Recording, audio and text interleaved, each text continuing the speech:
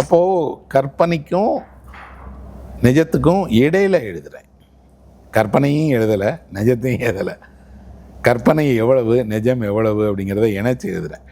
அப்போ நமக்கு என்ன இருக்குன்னா, அந்த இடைவெளியை எழுதுறதுல தான் ஒரு படைப்பாளனுடைய சவால் இருக்குது. அன்றாட வாழ்க்கை நிஜமாகவே மிக மிக அற்புதமானது.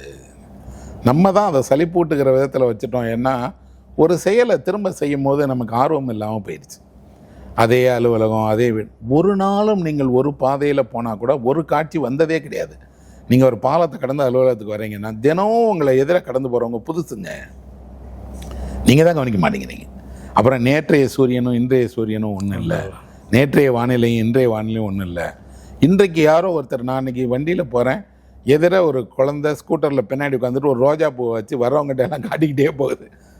அந்த ரோஜா பூவை எல்லார் கண்ணு முன்னாடியும் அந்த குழந்தை ஒரு நிமிடம் காட்டுதில்லை. அப்போ அது எனக்கு மகிழ்ச்சியாக இருக்குது. பரவாயில்லையே, என்னை வரவேற்கிறதுக்கு ஒரு குழந்தை ஒரு சின்ன ரோஜா பூவை காட்டிகிட்டு போகுதேன்னு. எல்லா நாளும் மகிழ்ச்சியான நாட்கள் தான். நமக்கு என்ன வந்துடுச்சுன்னா, நம்ம அந்த செயல்பாடுகளை திரும்ப திரும்ப செய்து சலிப்படைஞ்சதுனால நமக்கு எதுவுமே புதுசாக இல்லை. ஆனால் நான் அன்றாடத்தை ரொம்ப ரசிக்கிறேன். ரசிக்கிறதோட அன்றாடத்தினுடைய துளிகளை எல்லாத்தையும் சேகரிக்கணும்னு பார்க்குறேன். இந்த கட்டுரைகள், நான் எழுதின அன்றாட வாழ்க்கையை பற்றின கட்டுரைகள் எல்லாம் மாறாத தருணங்கள்னு சொல்லுவேன். 50 வருஷத்துக்கு முன்னாடியே நடந்துச்சு, இன்றைக்கும் நடக்குது, நாளைக்கும் நடக்கும். அது மாறாது.